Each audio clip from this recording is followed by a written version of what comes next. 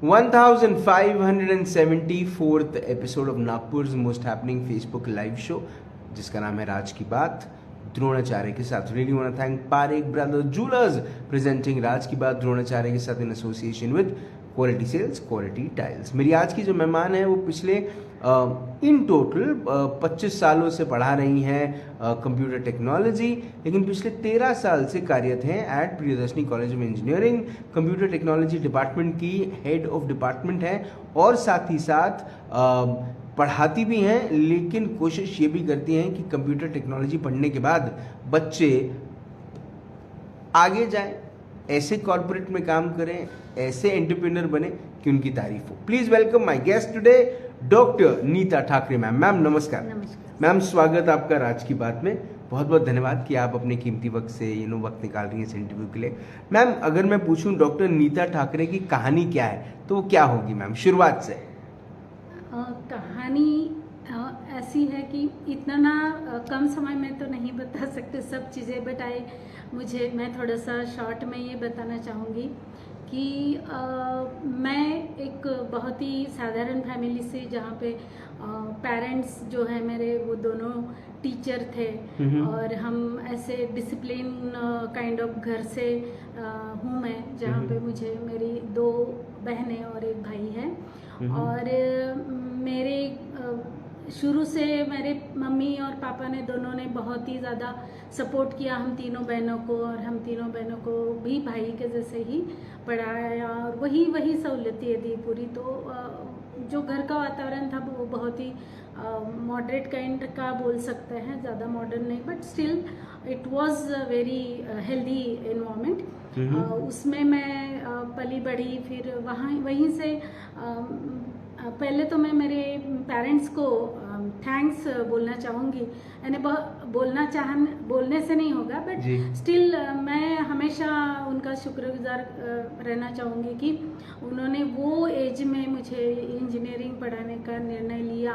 और that time मैं थोड़ा शाय काइंड ऑफ लड़की थी और बहुत ही ये था, मम्मी पापा को टेंशन था, पता नहीं ये कर पाएगी या नहीं इंजीनियरिंग में। वो तब बहुत कम लड़कियां रहती थी इंजीनियरिंग में जी। और फिर शेगांव में कॉलेज था, तो मैं शेगांव से हूँ, तो वहीं पे उन्होंने मुझे एडमिशन दिलाया। और मैंने शादी के पहले BE किया है, और उसके बाद शादी के बाद MTech किया, और उसके बाद PhD की। उसके दौरान मीन्स बहुत सारी चीज़ें हुई, बहुत सारी हर्डल्स थे या जो भी है, बट मैंने कंप्लीट किया मेरा PhD। और 2012 में हमने डिसीजन लिया कि मैं शेगांव कॉलेज में थी तब, संत गजानन महाराज कॉलेज, तो वहाँ से हम बच्चों के एजुकेशन के इससे मैंने फिर शिफ्ट हुई। और 2012 से मैं प्रियदर्शनी कॉलेज ऑफ इंजीनियरिंग। क्या एक्सपीरियंस है मैम प्रियदर्शनी कॉलेज में इंजीनियरिंग का? मुझे मालूम है आप अच्छा ही बोलने वाली है। नहीं, बट वो दिल से बोलूँगी जो भी अच्छा बोलूँगी जी। क्योंकि जब मैं यहाँ आई तो मैं बहुत ऐसे इस लेवल पे थी कि मुझे सीनियर कहाँ जाएं जी। और आप जब जूनियर होते हो और नई जगह जाते हो तो वो बहुत सिंपल चीज़ होती है जी। बट आप सीनियरिटी के साथ ये आते हो कोई नई इंस्टीट्यूट में, तो वहाँ पे चैलेंजेस भी रहते हैं, हमें प्रूव भी करना पड़ता है। और यहाँ पे इतना हेल्दी वातावरण था जी। और अभी भी है कि मुझे कभी नई जगह आई ऐसे लगा नहीं जी। पहली बात। और दूसरी बात कि मैनेजमेंट ने मुझ पे विश्वास रख के, मैं जब आई उसके बस 1.5 साल में ही मुझे डिपार्टमेंट की हेड ऑफ द डिपार्टमेंट किया, और वो एक नई जिम्मेदारी दी। तो तब तक मुझे ये एक एडमिनिस्ट्रेशन की जिम्मेदारी नहीं थी, बट प्रियदर्शनी कॉलेज ने मुझे वो एक अपॉर्चुनिटी दी, और मुझे बहुत सारी चीज़ें सीखने को मिली, एक्सपीरियंस करने को मिली। एंड ये सब करने के लिए मैनेजमेंट का विश्वास हम पे होना वो बहुत ज़रूरी होता है, और वो भी नए पर्सन के। बिल्कुल। तो वो दिया उन्होंने, so I am thankful to the management, LTJSS, then the head of institutes and all my colleagues. Ma'am computer technology जिस दिशा में वक्त के साथ गई है, बड़े बड़े कंप्यूटर जायंट्स ने हार्डवेयर और सॉफ्टवेयर में इतनी प्रगति कर ली है कि अब कंप्यूटर टेक्नोलॉजी की पेस को पकड़ना थोड़ा सा मुश्किल दिखता है। आप मैम इस सब्जेक्ट को लेकर क्या सोचते हैं? बेसिकली अब ऐसे हो रहा है कि सभी branches, not only the computer science people, पर सभी ब्रांचेस जैसे मैकेनिकल इंजीनियरिंग हो या इलेक्ट्रिकल इवन या इलेक्ट्रॉनिक, सब जगह से कंप्यूटर में लोग आ रहे हैं। The students who are pursuing their BTech MTech in other fields, they are also going for some computer courses and they are searching for the job in IT। तो मुझे लगता है कि ये जो फील्ड है ये प्रॉमिसिंग तो है ही, बट कॉम्पिटिटिव भी बहुत ही ज़्यादा हो गया है। आपको अगर यहाँ पे अच्छा करना है, या पैकेजेस तो बहुत अच्छे अच्छे ऑफर करती है कंपनीज, बट वो पैकेज के लिए या अच्छे पैकेज के लिए आपको भी प्रूव करना पड़ता है। और स्टूडेंट के लिए ये बहुत ज़्यादा चैलेंजिंग हो गया है आजकल। सब बहुत सारी चीज़ें होती है वो एट अ टाइम सीखना पड़ता है उन्हें, और कंपटीशन होने के कारण हर बार अपडेटेड रहना पड़ता है। सो बट मैं सोचती हूँ कि अपॉर्चुनिटीज़ बहुत ज़्यादा हैं, और इसलिए मुझे लगता है कि this is very good field. यहाँ पे लिमिटेशंस कुछ भी नहीं है, नो लिमिटेशंस। आप कर पाओगे तो बहुत कुछ कर पाते हो। एंड क्योंकि ऐसा भी होता है कभी कभी एक कंपनी एक पर्सन को 15 लाख स्टार्ट में ऑफर करती है और दूसरे पर्सन को 4 लाख ऑफर करती है। तो ये क्यों करती है? It is just basically based on their capabilities, बच्चों की कैपेबिलिटी, और वो कैपेबिलिटी लाने के लिए स्ट्राइव करना पड़ेगा।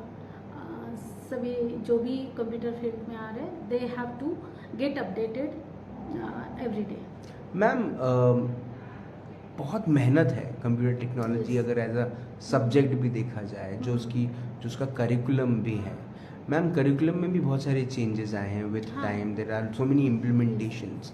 मैम अब क्योंकि NEP just around the corner, ma'am आप इसका NEP के साथ इस सब्जेक्ट को लेकर या इस डिपार्टमेंट के NEP के साथ क्या रिश्ता देखती है? Basically NEP is based on the concept of like you can go for multidisciplinary courses, basically वो भी एक चीज़ है। And main emphasis practical approach पे भी दिया है, प्रैक्टिकल एक्सपोजर पे दिया है। और इस कंप्यूटर फील्ड में आपको अगर सिर्फ थ्योरी पढ़ के या कुछ थेरोटिकल चीज़ें पढ़ के नहीं होगा, आपको प्रैक्टिकल एस्पेक्ट्स भी रहेंगे। अब NEP में इंटर्नशिप्स के लिए भी बहुत सारे स्कोप्स हैं। तो during your learning you can go for internships, you can get practical exposure, and what we can say if you want you can parallelly learn some different things other than computer field. So this is the good opportunity for all the students. And yes हम ऐसे hopeful रह सकते हैं कि बहुत ही जल्दी हम NEP के लिए स्टार्ट कर दें। और अभी ऑटोनॉमी में हम ऑटोनॉमस PCA ऑटोनॉमस हो गया है, तो हम ट्राई करेंगे कि अभी स्टार्ट करें इस NEP के कंसेप्ट्स को। सर मैम जब हम computer technology as a subject को देखते हैं तो कौन से बच्चों ने इस डिपार्टमेंट में अपने आप को एनरोल करना चाहिए? पहला तो ये, और दूसरा ये कि मैम फिर उसके बाद अपॉर्चुनिटीज़ क्या है, कैसे ग्रो कर सकते हैं? ओके, तो अभी स्टूडेंट्स जो है वो कौन से आने चाहिए उसके लिए कोई लिमिट नहीं है। आप 12वीं पास हो, आपने PCM में अच्छा मार्क्स है, आपको मैथ्स और प्रोग्रामिंग में अगर इंटरेस्ट है तो definitely you should you should select this department as your career option। Then इसमें आपको बाद में जैसे आफ्टर कंप्लीशन ऑफ, अभी इसमें ऐसा हो सकता है कि आपको सभी लैंग्वेजेस अगर अच्छी नहीं आ रही है तो भी 1-2 लैंग्वेज में आपको, if you want to get placed, आपको प्लेसमेंट चाहिए तो आप एक ही लैंग्वेज में अच्छे से कॉम्पिटेंट हो गए, यानी एक्सपर्ट बन के आप कोई भी जगह पे आप प्लेस हो सकते हो। ये एक वो ऑप्शन है कि आपका प्लेसमेंट अच्छी जगह हो। उसके लिए हम लोग एट डिपार्टमेंट लेवल भी हम काउंसलिंग करते हैं बच्चों का। इवन कॉलेज में placement training and placement department है, उसके थ्रू हम बहुत सारे कोर्सेज कंडक्ट करते हैं, उनको ट्रेनिंग्स देते हैं। तो वो ड्यूरिंग देयर 4 years कोर्स वो लोग रेडी होते ही है प्लेसमेंट के लिए। बट एडिशनली उन्होंने कोई कोर्सेज करने चाहिए, जैसे सर्टिफिकेट कोर्सेज हो या एडिशनल कोई प्रोग्रामिंग करें, अगर आपका एम प्लेसमेंट है जी। दूसरा एक वे है कि जिससे आप आपका अपना करियर या अपना भविष्य बना सकते हो, वो है कि आप अपना स्टार्टअप या बिजनेस स्टार्ट करें। तो उसके लिए भी बहुत सारी अपॉर्चुनिटीज़ है। Right from creating a simple website, आप एक वेबसाइट भी बनाओ और उसके थ्रू आप अपना स्टार्टअप शुरू करो, वो भी हो सकता है। या बहुत सारी चीज़ें हैं, आर्टिफिशियल इंटेलिजेंस, मशीन लर्निंग के एप्लीकेशंस डेवलप करो। क्लाउड कंप्यूटिंग एक सब्जेक्ट है जिसमें आप बहुत सारी सर्विसेज यूज करके आप अच्छे से बिजनेस क्रिएट कर सकते हो। तो मैम आगे कौन बढ़ता है, जो मेहनत करता है या फिर जो ब्रिलियंट? हाँ नहीं, वो तो नहीं बोल सकती कि ब्रिलियंट है तो आगे बढ़ेगा। उसके लिए आपका हार्ड वर्क भी जरूरी है, और आजकल हार्ड वर्क का एक बहुत फैंसी नाम है स्मार्ट वर्क जी। तो आपको स्मार्टली वर्क करना पड़ेगा, आपको स्मार्टली हार्ड वर्क करना पड़ेगा। स्मार्टली हार्ड वर्क करना पड़ेगा। आपको समझना है, क्योंकि ऐसा नहीं है कि सब चीजें सीखो और आपको कुछ मिलेगा। आपको स्मार्टली सिलेक्ट करना है कि आपका एरिया क्या है, क्योंकि कंप्यूटर फील्ड में बहुत सारे चीज़ें होती है सीखने के लिए। तो 1-2 चीज़ें सीख के भी आप बहुत अच्छे से अपना भविष्य बना सकते हैं। मैम आपकी फैमिली इसको किस तरह से देखती है, इस जर्नी को? जी। मैं बहुत खुश नसीब हूँ कि मुझे मेरे सभी फैमिली मेम्बर्स बहुत ही ज़्यादा मेरी प्रोग्रेस देख के या मेरा अचीवमेंट देख के बहुत ही ज़्यादा प्राउड फील करते हैं। और क्योंकि मेरे घर में भी सभी लोग, मीन्स ससुराल में और मायके में सब लोग एजुकेटेड लोग हैं, सब लोग मैक्सिमम लोग जॉब में हैं। तो उन्हें इस चीज़ की अहमियत है, उनको पता है कि मैं कहाँ तक पहुँची हूँ, मैं क्या कर सकती हूँ आगे। एंड दैट्स वाई सब लोग मुझ पे विश्वास करते हैं, मुझे सपोर्ट करते हैं और बहुत ही ज़्यादा प्राउड फील करते हैं।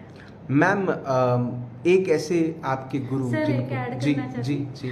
तो इसमें मुझे और एक ऐड करना है कि मेरे स्पेशली मेरे बच्चे, मेरे दोनों लड़का और लड़की दोनों भी मुझे इतना सपोर्ट करते हैं, एनकरेज करते हैं। कभी कभी आज की दुनिया में हमारा होता है कि यार ये नहीं आएगा, ये मैं कैसे करूँगी इस तरह से, but they always tell me that yes you will do and you can do this. तो वो भी motivator, they push you.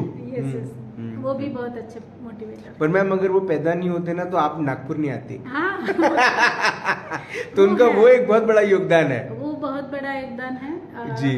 Decision लेते हुए मुझे लगा था कि मैं सही कर रही हूँ, गलत कर रही हूँ। शेगांव से नागपुर आना तो वो भी हुआ कि जिस कारण के लिए मैं आई, मैं कर पाई। मैंने उनको भी अच्छे से ये दिया है एक करियर ऑप्शंस। जी। तो अच्छा लगता है। मैम एक ऐसे गुरु, आपके आइडल गुरु जिनको आप अपने मन में, अपने दिल में लिए चलती हैं? सर ऐसे मीन्स अभी वो नहीं है। मैं पहले जहाँ जॉब करती थी वहाँ डॉक्टर बहाड़े सर करके थे। तो वो मैं जब ज्वाइन हुई थी, मेरी पहली जॉब ज्वाइन की थी, तब वो प्रिंसिपल थे वहाँ पे, और बाद में वो डायरेक्टर भी बने वहाँ, एग्जीक्यूटिव डायरेक्टर। तो वो एक ऐसी पर्सनालिटी थी कि वो I mean bundle of everything थे। उनके पास नॉलेज था, उनके पास काइंडनेस था, उनके पास सभी को साथ लेके चलने की जो ये रहती है, वृत्ति रहती है, वो भी थी। और वो सभी इवन प्रिंसिपल होके भी या जो डायरेक्टर भी थे तो वो इस तरह से तभी भी पढ़ाते थे। आई मीन क्लास में नहीं जाते थे तो भी कोई गया उनके पास तो वो बहुत अच्छे तरीके से बताते थे, कोई चीज़ समझा के देते थे। तो he was like my father figure actually. और मैं हमेशा उनको सामने रख के मेरा जो भी मुझे दी हुई जिम्मेदारी है या जॉब है वो मैं करने का प्रयास करती हूँ। मैम, आपने स्टूडेंट्स को पिछले 13 साल से प्रियदर्शनी कॉलेज में बहुत कुछ सिखाया। बच्चों ने आपको क्या सिखाया, स्टूडेंट्स ने आपको क्या सिखाया? Yes, students are always, they can be your great teacher। और बच्चों ने बहुत सारी चीज़ें सिखाई। इसमें पहली चीज़ ये है कि आप उनके जैसे फियरलेस होना चाहिए। अभी आज की पीढ़ी के जो बच्चे हैं, वो एक पहली बात है। जो हम अपने एज की बात करते हैं तो वो कंपैरिजन में हम कुछ भी नहीं थे, तो उनको वो फियरलेस है, वो कुछ नई चीज़ें सीखने की उनको ये रहती है, तो वो एक बात है। और दूसरी बात ये है कि उन्होंने ये भी सिखाया मुझे कि नई चीज़ें सीखने के लिए भी प्रेरित करते हैं वो मुझे जी। जैसे, क्योंकि ऐसा नहीं है कि सिलेबस है इसलिए हम नई चीज़ें सीखनी है, बट कभी कभी बच्चों के क्वेश्चंस होते हैं या उनकी क्यूरियोसिटी होती है, तो उसके लिए हमको नई चीज़ें सीखना तैयार होना पड़ता है, बहुत जरूरी रहता है। तो वो चीज़ें कीप गोइंग जो बोलते हैं, that is the best lesson that we can learn from our students. Ma'am, I think you also keep going ma'am. आप जिस तरह से पिछले 13 सालों से प्रियदर्शनी कॉलेज ऑफ इंजीनियरिंग के माध्यम से कंप्यूटर टेक्नोलॉजी डिपार्टमेंट में जो काम कर रही हैं, आई थिंक वो सभी ने पसंद किया है। इट्स रियली अप्रिशिएटिंग, एंड इसीलिए you are the head of the department right now. But I am sure जितने भी स्टूडेंट्स आपके मार्गदर्शन से चल रहे हैं वो जीवन में बहुत ज़्यादा आगे बढ़ेंगे, और आप यूँ ही अपना काम अच्छे तरीके से करते रहेंगी। आपने अपना वक्त दिया, आपने हमसे बात करी, आपने हमें इंस्पायर किया, उसके लिए बहुत बहुत धन्यवाद। Thank you so much ma'am. Thank you. Doctor Neeta Thackeray ma'am से मुलाकात हुई in this exclusive episode of राज की बात। कई वर्ष पहले जब नीता मैम शेगांव में पढ़ाती थी, तब शायद उन्होंने अपने सपनों में भी नहीं सोचा होगा कि एक दिन एक ऐसा भी मोड़ आएगा जीवन में जब वो उन्हें अपनी दिल के करीब वाली जगह को छोड़कर एक दूसरे शहर में जाकर फिर से एक जर्नी शुरू करनी पड़ेगी। लेकिन ये चीज़ भी अपने आप में बहुत सारी चीज़ें सिखाती है कि आप अपनी जर्नी कभी भी कहीं से भी शुरू कर सकते हो, कंडीशंस अप्लाई। आपके पास नॉलेज होना चाहिए, आपके पास वो वो मन में वो ताकत होनी चाहिए, वो ब्रेवरी, वो इंटेलिजेंस, वो ब्रिलियंसी आप में होनी चाहिए, और सबसे ऊपर में कि अपने आप पे और अपने काम पे विश्वास होना चाहिए। जावेद अख्तर के बोल हैं कि ज़िंदगी है तो ख्वाब हैं, ख्वाब है तो मंजिलें, मंजिलें तो रास्ते हैं, रास्ते हैं तो फासले हैं, फासले हैं तो मुश्किलें हैं, मुश्किलें हैं तो हौसला है, हौसला है तो विश्वास है, क्योंकि एक फाइटर हमेशा जीतता है। आपसे फिर होगी मुलाकात इन राज की बात। तब तक जिंदा रहें, फाइटर रहें। जय हिंद।